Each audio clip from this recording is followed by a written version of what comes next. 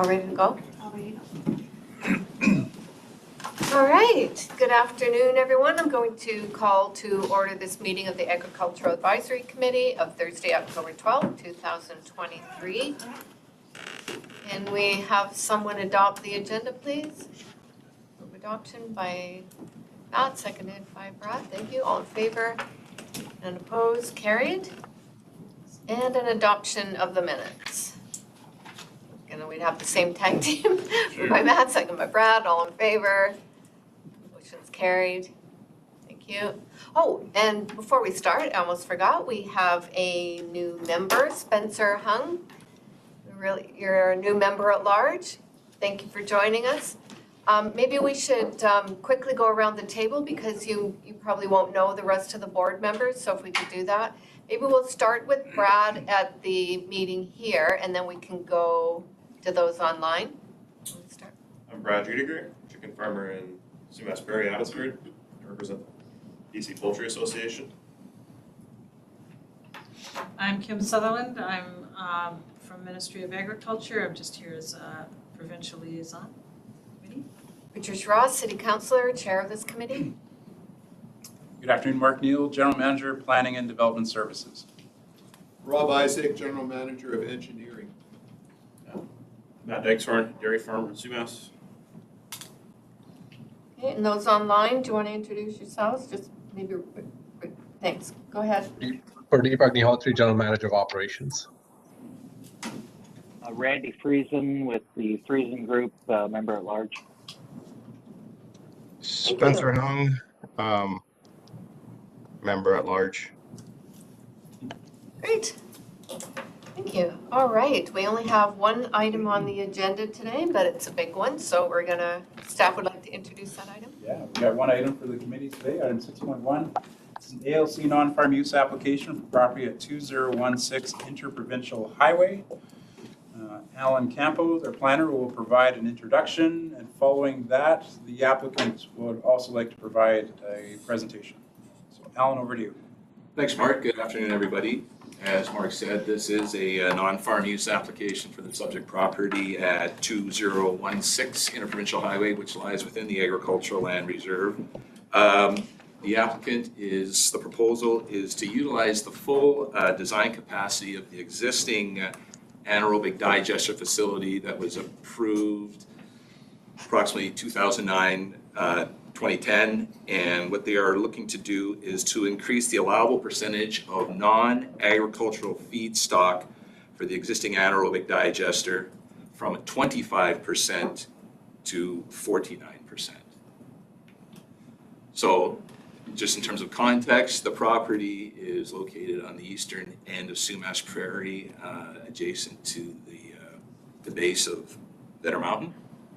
More specifically, at 2016 Interprovincial Highway, halfway between Campbell Road and Wellsline Road.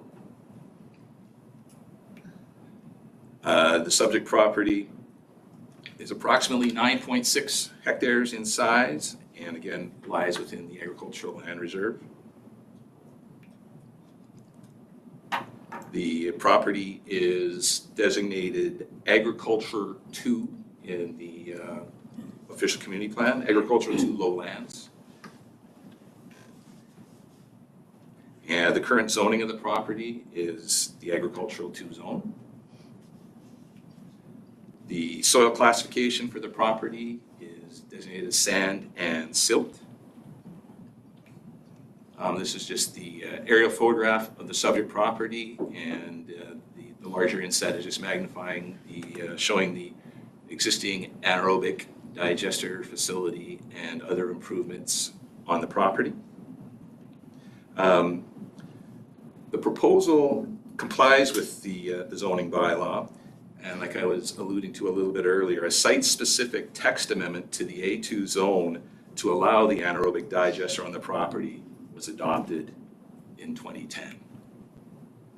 I know that the applicant is here with some of their team members, and I think they are going to have a brief presentation. But I would just conclude my brief introduction is that at this time I would ask committee, upon hearing everybody, to make a recommendation of council to either forward the application to the ALC with support as presented, forward the application to the ALC with support with changes, or forward the application to the ALC with no comments, or deny and not forward the application to the ALC. Great, thank you, Alan. Okay.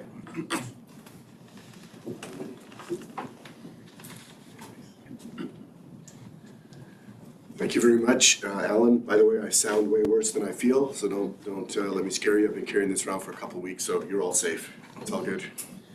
My name is Patrick Giesbrecht of Giesbrecht and Company. My colleague Benjamin Neff, who's here, and I are representing the applicant. And all I'm going to do today is introduce the people who are going to speak, and then I'm going to stand down and let them present and answer any questions that you guys might have on the technical side. So first of all, the GM of the actual site, Fraser Valley Biogas, Brendan Van Bert, is going to be doing the presentation in just a minute. Then we have the Chief Operating Officer of Evergen Infrastructure, which owns this site, Jamie Betts. He's also here. And then, of course, speaking to any items related to the Agricultural Land Commission, we have the past acting CEO of the ALC, Colin Fry here, who's another consultant on the file that we're working together with. So he's here for any of your questions as well. So Brendan, I think we're going to start with you. Afternoon, everyone. Just put together a short slideshow just to show where we're going, where we are, and a bunch of the improvements we've made, and hopefully give you some good insight into what's going on. Assuming I go forward now. So post-flood, as you're all aware, we had the flood in 2021, so we had a lot of repairs and maintenance to do, of course, after we were underwater, which was approved by the ALC to do those repairs and upgrade some equipment, not taking up any more agricultural land. So our focus areas were instrumentation, data collection, retention systems. We wanted to improve our odor control systems, which was, one of the biggest concerns when we talk about biogas. Everyone, right away says it smells bad. So what we're doing is we're putting the best in class, the best available technology to handle odor controls with the installation of a thermal oxidizer. I put the picture in here because it's already on site. We're getting ready to commission it.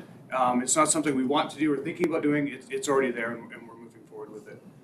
And of course, biofiltration, that's already installed as well. And we want to expand the organic waste processing capacity by going to the 49% to help reduce the provincial and federal greenhouse gas emissions. So the ALC has already approved our upgrades, which are in various stages of construction right now. So we've already relocated our, I should go to the first part there. Our liquids capture and secondary containment. So really the focus is on no contact water and no leaching or any harm to the environment. So we've upgraded, we've restored, we've rebuilt our pasteurization system on top of secondary containment, which of course it isn't right now. We have liquid capture and it's attached to our biofilter to capture any odors. We've also relocated all our off-farm feedstock receiving and processing. It used to sit in outdoor bays. You can probably have seen on the photo there on the south side, there was all outdoor storage bunkers. And so those have all been removed and restored to arable land. And we've moved everything inside the remodeled barn. Environmental protection, so emissions and odor are really our focus of our current construction upgrade. So we've installed a thermal oxidizer. It's the best in class technology. We're expecting a 99.8% destruction of all odors and methane emissions. And the best practice of the industry is to use a biofilter to capture all other odors from tanks, pasteurization, and feedstock processing, which is also already installed. Contact water and sewer management plan. So we've focused on eliminating all contact water, again, by relocating any feedstock coming into the facility inside the remodeled barn. We have a stormwater management plan, which was a requirement of the Ministry of Environment to make sure clean rainwater is diverted away from all our buildings, processes, feedstock, and if there is any contact water, it'll be reprocessed in our digesters. Feedstock offloading has now been relocated. It'll be inside on concrete with spill capture that we can process back in our system. The Ministry of Environment and Climate Change, they came and toured our facility a couple weeks ago. They have already approved our emissions and odor reduction plans, and they've issued a draft amended operating permit or certificate for the First Nations comments. Nutrient management, which is, you know, the big one I think for this committee. Our nutrient management plan is and will follow the AAE, I can never remember this one, Agricultural Environmental Management Code of Practice. We've been doing this for 10 years. Since the facility started, we've been following what's written in the Code of Practice today. So we haven't been trying to get up to compliance, we've been doing this for 10 years. So the nutrient management plan is updated every year by our qualified professional, who's Dave Melichuk. And he recently did a new nutrient management plan for us and verified we have sufficient land and expressed interest in using digestate to process up to 100,000 tons per year at a ratio of 51% ag, 49% non-ag. What's the value to agriculture? So 2/3 of our land base, which is well over 3,000 acres of expressed interest, is used in cold crop production and other vegetable production. And this, using digestate, just closes that loop on the circular economy, bringing that food waste back, the nutrients back, the manure nutrients back to that land. We get to capture the GHG emissions from manure and the food waste that would otherwise be directly land applied or landfilled. We get also greenhouse gas emission reduction by reduced use of chemical fertilizer. We reduce the cost to farmers by providing the needed nutrients. So we provide the digestate to the farmer's land at no cost to them, which is a big benefit from what we've been told. We reduce the carbon footprint of agriculture to help meet the provincial and federal targets. And you'll see if you do some research as we have, there's many studies, including US EPA, that confirms that digestate improves soil health, water retention, and results in higher crop yields. Other values to agriculture is improved soil monitoring. So again, we've been following the Code of Practice for 10 years. We've been doing the post-harvest soil sampling and giving the results to the property owners. We've been applying the digestate at agronomic rates to ensure nitrogen and phosphorus remain at compliant levels. Not something new. I know the Code of Practice is fairly new. Compliance needs to be new, but we've been doing this for 10 years, making sure that the nutrients are not overloading the land. Continue to work with our qualified professionals to ensure our nutrient management plan is up to date and verified yearly. As the cold crop production and the vegetable production, the fields always rotate. So we have to do this every year to make sure that we're not overloading any individual field and that we're applying at agronomic rates, and we'll continue to do that. We get to bridge the gap between the cattle farmers that might have excess nutrients, manure in this case, or vegetable farmers, and the vegetable farmers who need the nutrients. We also get to bridge the gap between the food processors and the growers, so we can return the nutrients to the soil that would otherwise be landfilled. And the main reason why we're here today is feedstock optimization for us. So the feedstock ratio change we're asking for currently is listed at non-agricultural waste, the lesser of 13,000 tons a year at 25%.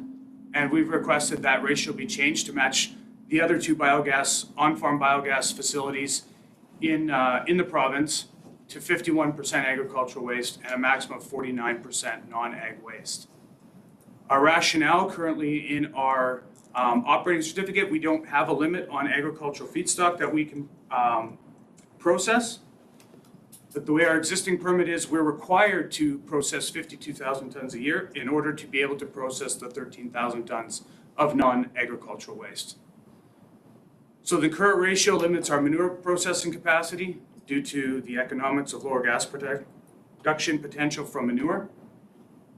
Having this ratio change will increase the amount of farm and non-farm process capability. And the updated nutrient management plan, and Ministry of Environment and Climate Change support our ability to be able to operate at this ratio and capacity.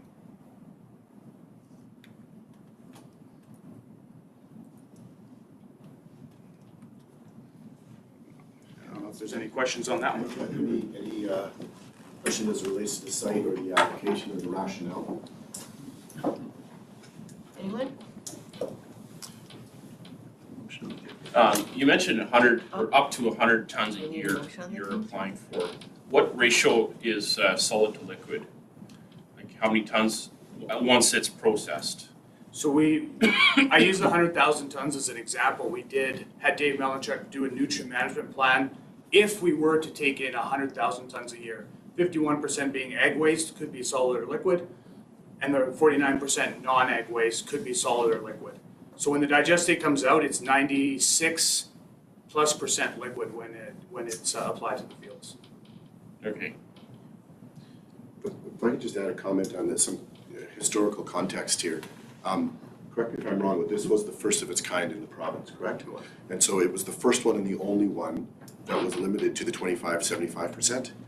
The two that have been built since then are the more traditional ag, non-ag proportion, which is 51-49. And so the request here is to bring up to current industry standards. And those other two were on ag land? Is that what you said? The reason why we did this study, we wanted to see if we had enough land base how much land base that we have and how big could we grow. So we're not asking for that. We're saying we have enough land base to manage the nutrients that are be available. For 100,000? Up to 100,000 tons. Yeah, and it's probably worth noting that the ALC resolutions were not explicit.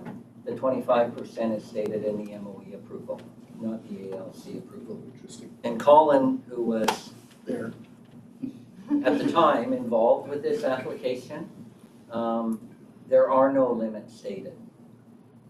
Yeah, and Jamie, if I may.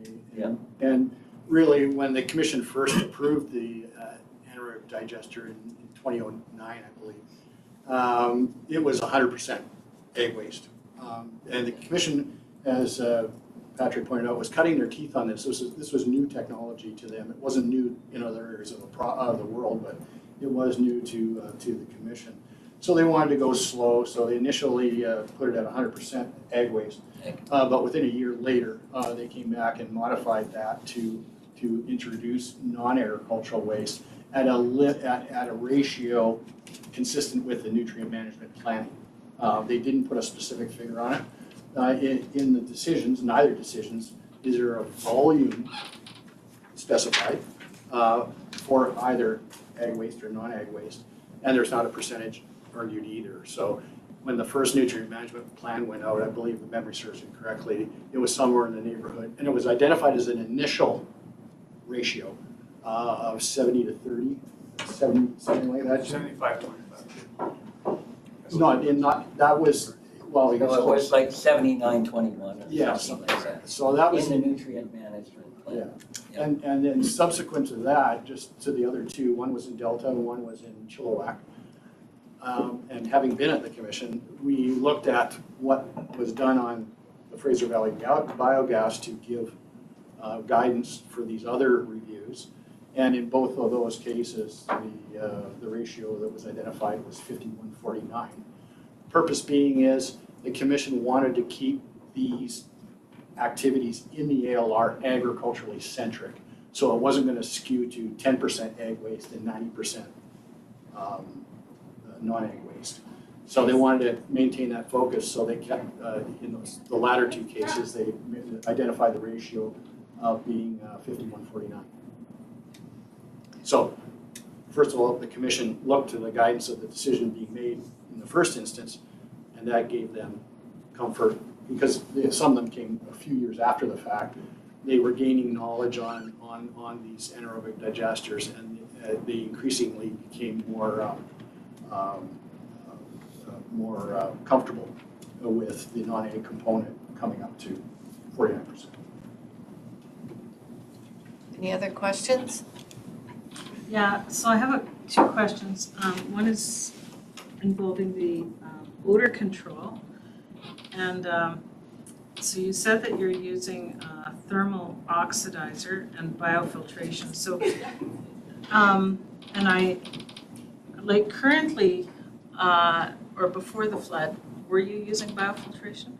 We had a biofilter, but it was two issues with it. It wasn't connected properly to all of our tanks. Right. And the tails gas, or you guys familiar with tails gas? the off gas from our biogas upgrading system was going to that biofilter, which was degrading the health of it. So now we're taking all of that tails gas, or some that wouldn't be beneficial to biofilter, and now we're gonna run that through a thermal oxidizer. So we'll decommission the traditional candlestick flare, and all that stream will be going to the thermal oxidizer. Yeah, and so I don't know what a thermal oxidizer is, but so just. We destruct odor and methane emissions at very, very high temperature. Okay, yeah, and it's run on methane? Is It's run on natural gas, correct? Natural gas, yeah. And then, so the incoming materials, in particular the non-ag waste, is in a closed system that the air is. It'll be drawing it's air negative, into it's the got tank negative and air and pouring it goes to- into the, yeah. through the biofilter? Yeah. Okay. All right, because there were odor issues. There was, yeah, with for sure. the last There yeah. was. And then the other one, and I'm kind of beating this to death, I know, because it seems like it's well explained, but just the nutrient management side of it. So Dave Melnichuk is doing nutrient management plans for all the farms receiving the waste. Not the individual farms, they're looking at our post-harvest soil samples, which tells the whole story of what's going on. Yeah. So it's doing it on our behalf, looking at the land that we're applying to. Okay. So not each individual farm, I don't know, pick a farm, pick my family's farm. He is technically doing my family's farm nutrient management plan. But it wouldn't be included, they would consider, if we're applying digestate to their land, it would be not included in their plan, it would be included in their plan. Same with Tony Dreesen's the best example. His, the guy doing his, I can't remember his name, he contemplated all the digestate that we would put on his fields as part of his nutrient management plan. Right. So those are contemplated, but not every farm has that. Most of the vegetable crop guys, I don't believe, are doing nutrient management plans yet, if I'm not mistaken. Yeah, I think they might have to start. So we I'm do not- it, I'm not we do exactly it sure. on Again, their it's behalf and submit it as part of what So we're you doing. do it on their behalf before you do the application? We take our historical post-soil samples. So it's a great question because it is the challenge. Yeah, I know, I'm digging into the details, but it's the Yeah, no, I agree. details that matter. It is, absolutely. Yeah. So we've built up a database of most of Sumas Prairie now of where we've applied digestate to. So we Right. have a baseline soil analysis of how much nutrients is in that soil. Yeah, So if I get a call from a farmer, I'll look at the nutrient analysis, the last one we have. It could be 2 years old. yeah, It could be 3 years old, but probably not more than that. I'll look at it, is there lots of room to spread nutrients on this piece of ground? yeah, What crop are they planting? But we'll only apply up to the agronomic rate of the crop they're planting. right, So we won't overload the fields over time. yeah. So that's really what we look at. What are you planting? How much can we apply, which is included in our nutrient management plan.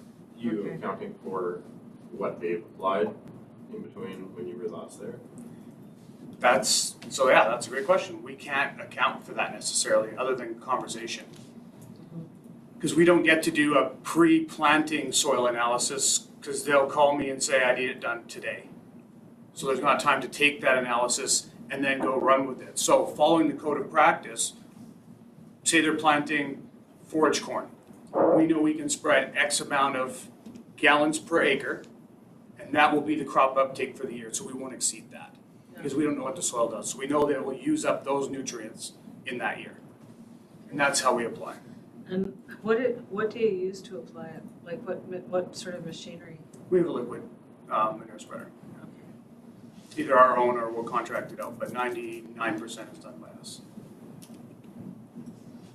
It's really the agronomic rates of the crops being planted that we have to follow because we don't necessarily have that data in the spring. And But we then, will have it in the fall when but we you do the take it in the post-harvest. fall, so then if there's an oops, you figure it out in the fall. Exactly, and then Yeah. we flag it. Okay. Do you have contracts in place with landowners, or is it just kind of a verbal agreement for the most part? We have letters with most of the farmers that we work with, but again, they rotate fields so often, so it's hard to identify which specific field, because they'll change a day before that they want to plant. So that's where it's a challenge with the vegetable guys rotating crops, is to get Yeah. that definitive on each parcel at the beginning of the year. Right. because it changes so often. You've never had a problem getting rid of what you do have? No, I'm always short, so I get guys angry at me all the time. Okay, well, that's a better position to be in than the other way. Yeah, no, I have all of our, especially our vegetable growers, I'm trying to keep them all happy right now. They're all begging for more because they know it saves money. They see the crop yields increase. So they're all begging for it. And guys are even, trying to pay for it to get ahead of the line of the other person. So, you try and keep everyone as happy as you can. Another question, you talked about the odor controls. Is there any sort of regulatory body that oversees that? Because that has been a real challenge in the past. And putting in a new system is great, but what if it doesn't work the way it was intended, or if there's shortcomings? Is there any sort of follow-up with the ministry or environment that would compel you to make changes? Or is it like, well, we tried, oh well? No, I can take that. Yeah, if you want to take that, go ahead. So we actually toured MOE out there on September 14th to a couple of our operations. Yeah. And out there we showed them the new thermal oxidizer that we're putting in operation. They even indicated to us that they would give us a minor amendment to commission that because of the benefit to odor, but also the overall benefit to the environment. It destructs, as Brendan said, greater than 99% of methane emissions. We'll be the lowest biogas methane emitter in BC for a biogas plant. So it's best-in-class technology. And what we've done is diverted the tails gas, the odorous tails gas stream, now through basically thermal destruction. And that's how we're going to deal with odor, Kim. Now, we're a new owner, and we know the importance of being a good corporate citizen, particularly if we're going to build these types of facilities in other communities. So, we recommended improvements. We applied for an amended operating certificate, and within a week of that visit, MOE issued our draft amended operating certificate. And one of their comments when they were on site was, we clearly see a commitment that you're in it for the long term. So, and they said that about both of our sites. They've seen the improvements we've made down on Gladwin Mark with a lot of help from Mark and Rob in getting permits through to make improvements down there. And likewise, we're doing a $12 million upgrade improvement at Fraser Valley Biogas. And, Kim, we know if we don't address odors, they're not going away. So we want them to go away. So the other thing we can show off that facility as best in class. And I would go further. I would say the specifications we're building to are higher than any other biogas facility, probably in BC or Alberta, any non-municipal run. But is there any sort of, enforcement, or is there anybody holding you to account that if all of a sudden it's like, well, shoot, we need another $2 million piece of equipment, you're like, well, we're just gonna delay that for a year or two. No, and MOE. Okay. MOE. We're required to have a odor management plan from the MOE. Yeah.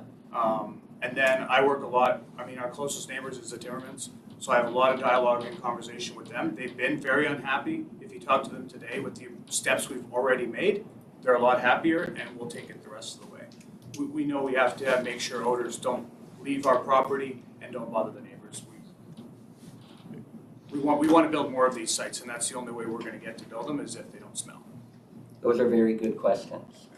And we've learned that when you're going to build in other communities, people will pick up the phone and call your neighbors. Yeah. And if your neighbors aren't happy, you've got, better to have happy neighbors. Part of the odor management plan is I do have to report to the Ministry of Environment any odor complaints that we receive. Okay. And we have to have a follow-up, and there's a process to doing that. So I follow that up with the MOE. Are there any other, we'll just go online first. Are there any questions of those online? No? Okay. Is there, on the non-farm materials coming in, what's all in that? was my question. Excellent question. I didn't bring it to show you all, so we have a list from the Ministry of Environment that includes all heavy metals and different things that we have to be in compliance with. So any new non-agricultural product, we do testing on it to make sure that it's not full of heavy metals, that it's compliant with what the Ministry of Environment allows on. But what specifically is the content and where is it Content. coming from? Yeah, so it's food processing of all kinds. Fats, oils, and grease continue to come in, which is what it's in our current permit. So that's all food-related processing, our animal feed processing, waste food, milk products. We've been Spent chatting grain. with Yeah. Vitalis and spent grains. That can't be used for feed. There's a list of what, the MOE has a very descriptive, boy, they really, when they did this amendment, they wanted us to be very specific. You can bring spoiled vegetables, you can bring this, you can bring that. And they've got a list of about a dozen items. But they have to meet the requirements for heavy metals. And then I mentioned pasteurization, we cook it all at 70 degrees C for an hour to kill any additional pathogens that might be coming in. We should have brought a copy of the draft. Yeah, we should have. How far away do these feedstocks come from? It ranges from, the farthest would be Vancouver. So they would truck all the way from Vancouver? They do. And the interesting part to that is that goes into our carbon intensity score of our facility. That's all calculated, how far the feedstock's coming from, what are they using for fuel to bring that in, and we're still significantly negative in our carbon footprint. So that's all contemplated. And then I had another question, if I can ask it. Sure.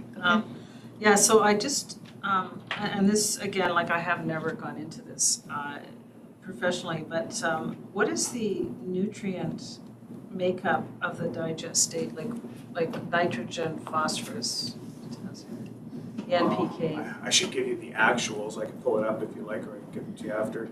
I'm just wondering how high in phosphorus is it? We're not that high in phosphorus. We're at, I can get you actual numbers if you want. Well, yeah, I'm just curious because I just wonder, cause I just wonder how high in phosphorus it is. It's a phosphorus sensitive area.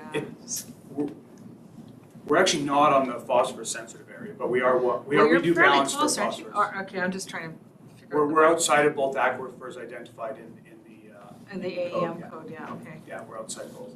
But we do balance for nitrogen or phosphorus depending on what the crop is. I'd have to get you our actual numbers. I can grab it on my laptop if you want now. It's all in our nutrient management plan as well. Yeah, What our levels are. So we have a history over, the 10 years we've been operating with what's in our digestate. It will change like what? We don't expect it to change that much. Okay. Now with all your off-farm feedstuffs, what kind of a rodent management plan do you have? Good That question. sounds like It's a great question. real challenge. So we actually have a pest control company that comes in and manages any rodents. But all of our feedstock is contained inside buildings or inside enclosed vessels. So Okay. when I first started at the facility there, we did have a very large rodent problem. We've since, I don't see them anymore. Okay. You've eliminated just open bunkers. We've eliminated all the open bunkers. We've cleaned up the whole site. I wish I had an updated aerial picture. I was looking online before I came to see if I can give you today's picture. The amount of cleanup and work that everyone's done at the site is tremendous. So we don't see any rodents anymore or activity. Very, very, very little. Any other questions? Didn't you say you had 3 presenters? No? Oh, well, No. Jamie and Colin, and so Colin's here for questions. Oh, just questions only? Okay, good. Yeah, I just didn't know if you had more to no. say. No, we were only here to answer questions and I mean, Brendan could show you a quick clip if you want to see on. I don't know how I get it on yeah. unless you can get on YouTube, but. All right. On digestate, Kim, you might want to see it sometime. Well, I'm not an expert in the area. I was just asking again, just because of the AEM code and some of those vegetable crops, as far as I understand, require high phosphorus, so. But it's just, yeah, depending on, like, just so that, if you're doing if you're doing soil testing after you've applied and everybody's staying in compliance with the code, then you shouldn't be there shouldn't be trouble with it, like theoretically. Yeah, and that's really the basis of everything is that AEM code. And we've been following it for 10 years and we're continuing to follow it. Yeah. That is the best practice for the soil health.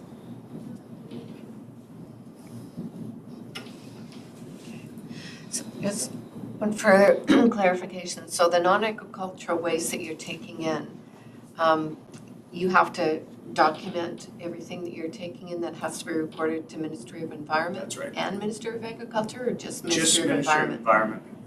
Okay. So we So you track, have that we oversight. track everything that comes in and everything that leaves site is all tracked and reported to the Ministry of Environment. Okay.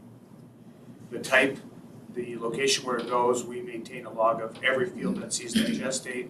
We have a log of every ton of non-ag waste that comes in. We track how much manure comes from each individual farm. It's all tracked and reported to the Ministry of Environment. Okay.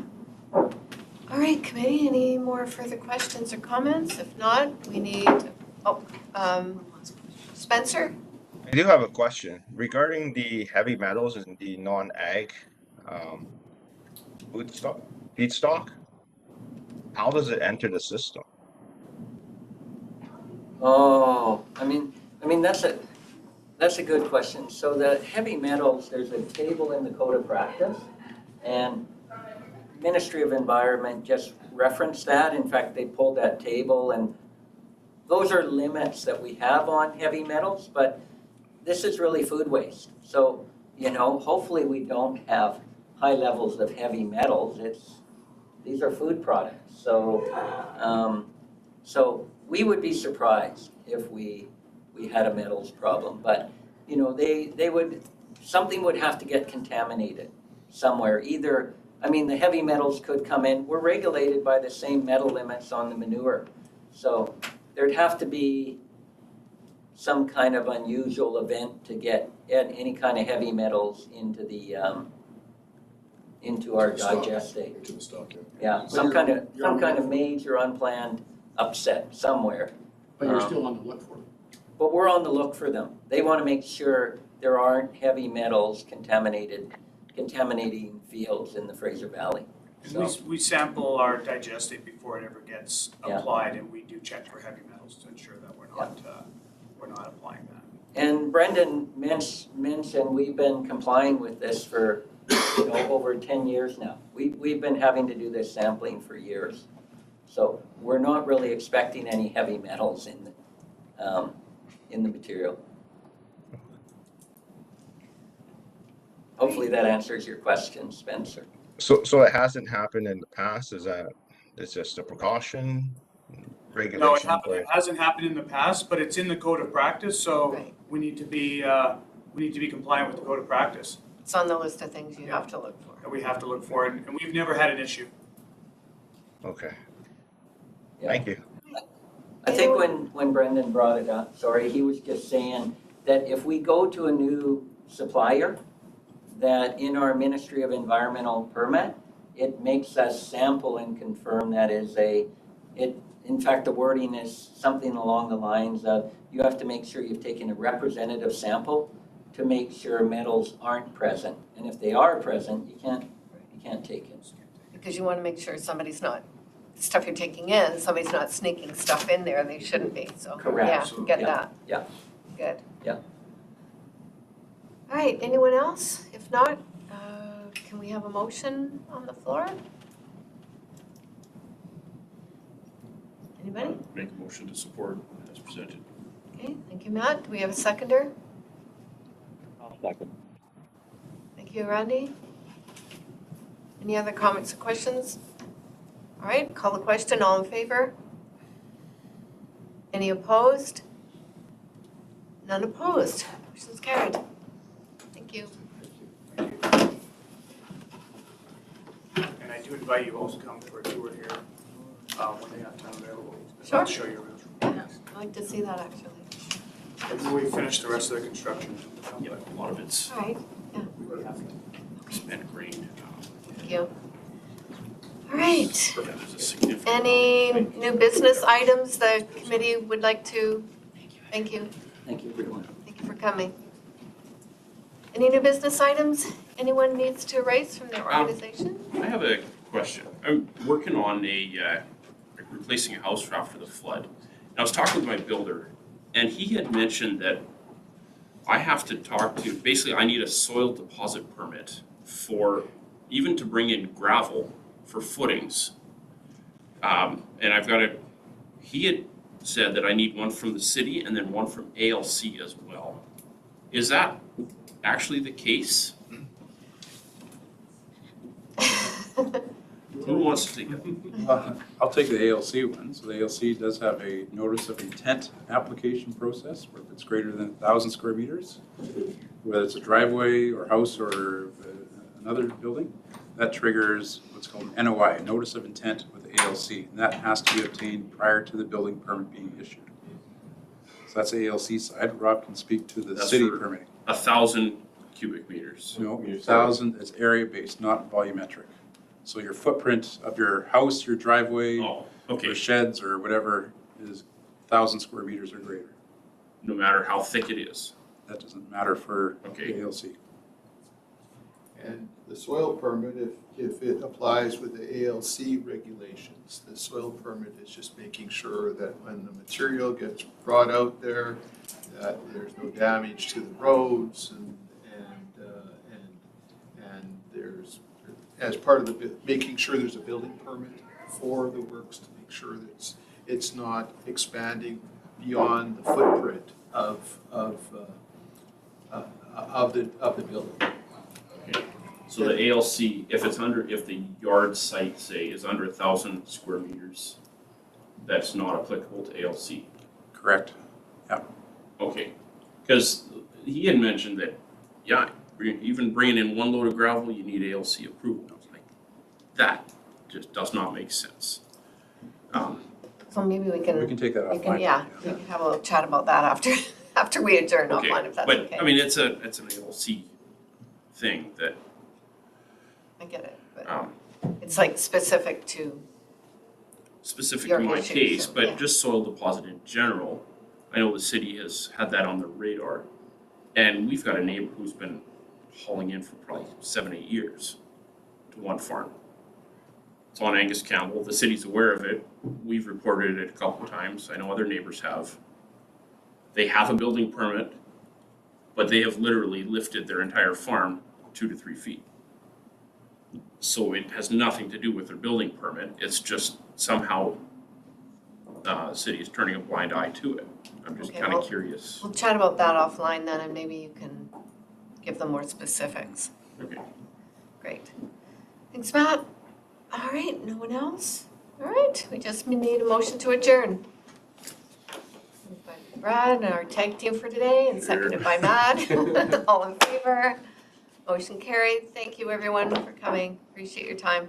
Thank you. The one where he's appraising the farm, is that Ralph Miller? I do not know the owner. It's on Angus Campbell, north of, between 5